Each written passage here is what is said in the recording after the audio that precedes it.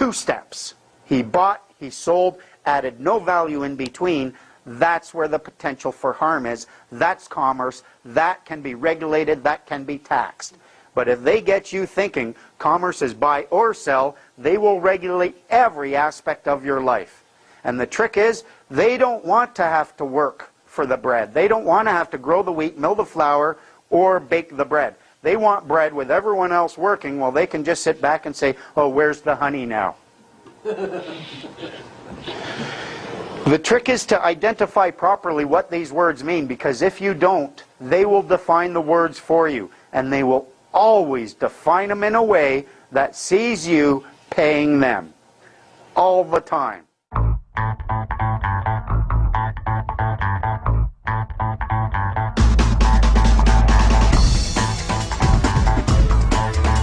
So we ended up getting some marijuana oil from somebody and put it on his skin cancer, and within 2 weeks it was gone. So we started getting more of it and giving it to all his friends with cancer, and they all started getting better, and so he started giving it away, and then the cops came and they arrested him because he was growing and trying to give away oil. And when he went to talk to his doctors and stuff, they all thought he was crazy, or they didn't actually want to. They didn't want to hear it. They don't want to hear if there's a cure for anything. So anyway, leading into this, what we're working on, this thing called Remedy. One of the things that we're actually doing is giving away marijuana oil to people, and some other alternative therapies that the powers that be don't like us using.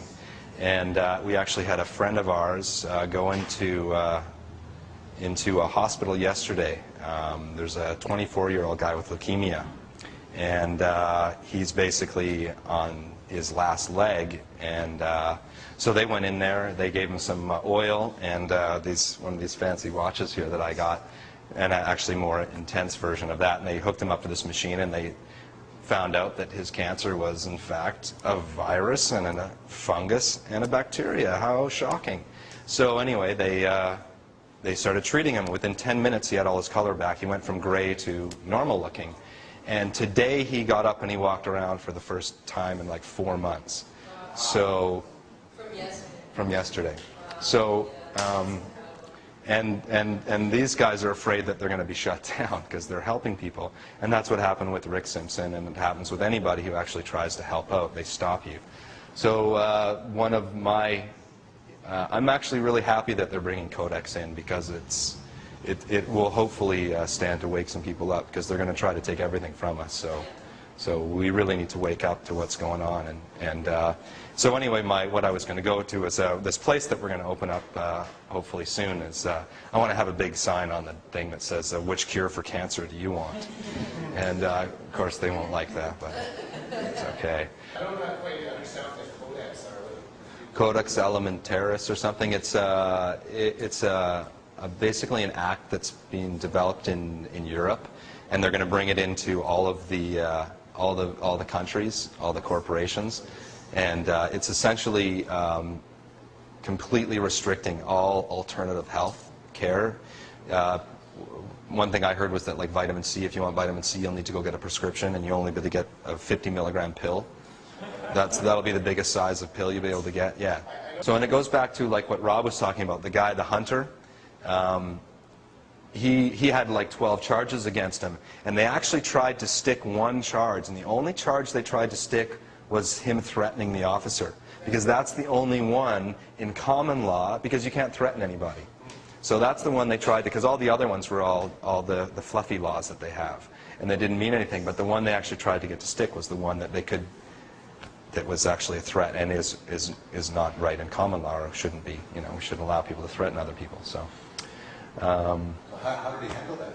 Right away? Because he did.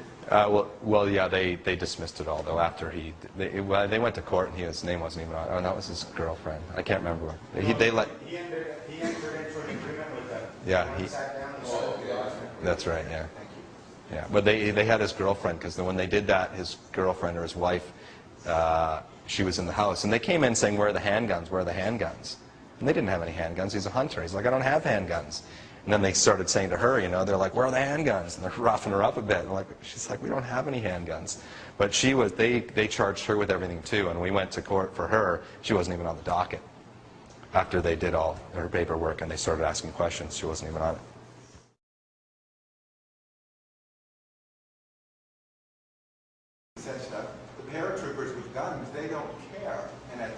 absolutely. That Manufacture a crisis. That may be true. However, the paratroopers with guns are bound by the Criminal Code of Canada, and as a soldier, we were told that unlawful orders can be disobeyed, should be disobeyed, and if we accepted unlawful orders, that we were liable for it.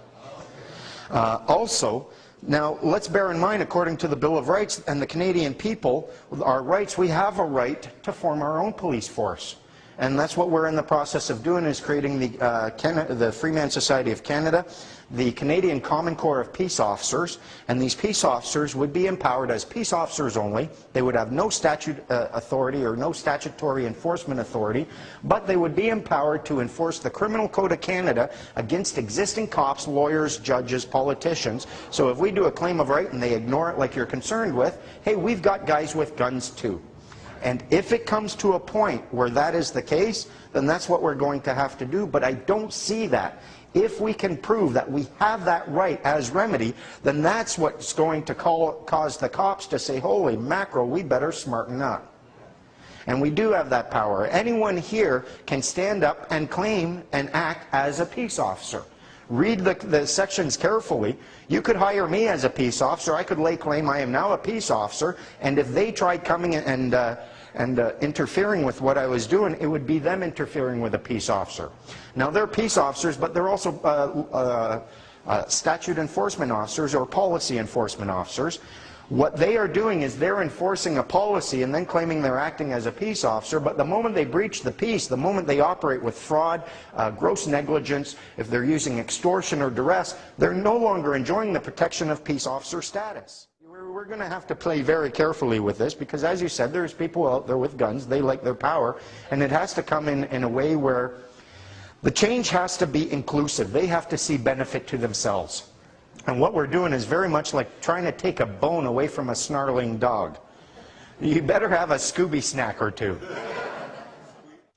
Okay, folks, one more little story and then I'm going to go. I just want to tell you a little story about the other day I met this beautiful woman, and she told me she was a vegetarian. I said, oh, you're vegetarian. Will you go oats with me? Get it? Oats out? I play with words. I thought it was pretty good. But she was quick. She said, but I barely know you. I said, wait a minute. So what? Let us remain here and chat. Peas? She said, well, okra, if you insist. I guess it's the yeast I can do. Shall I continue, or should I move onions to other things? So I'm asking her out. She says, well, Rob, do you even drive? Do you have a car? No? I said, yes. She said, is it big? I said, no. She said, oh, not mushroom. I said, no, but at least I'm tired of spinach. So she agreed to go out with me. I thought that was great. I'm waiting for her in this little basement restaurant. It was dark and damp. It was kind of like a celery. I'm waiting and waiting and waiting for her. Finally, she turnips. Boy, did she look radishing. Beautiful face, little mini skirt. I was thinking, boy, she's cute up there. I wonder if she's cucumber there, too. I mean, what a tomato. She looked so good right then, right there. I asked her to marry me. I said, come on, let's run off to Vegas, get married. We don't have to tell anyone. She said, Rob, I can't elope. Well, that made my artichoke because all my hops were squashes. But a little while later, we were smoking a little bit of potato. And she says to me, you know, Rob, I think I'd rather make it with a panhandler than with my cousin. I said, what? You'd rather rutabaga than pumpkin? Well, then she says to me, Rob, this is going to have to be our last date. I was like, why? She said, well, Rob, partially because your car's too small, partially because you're just too damn corny.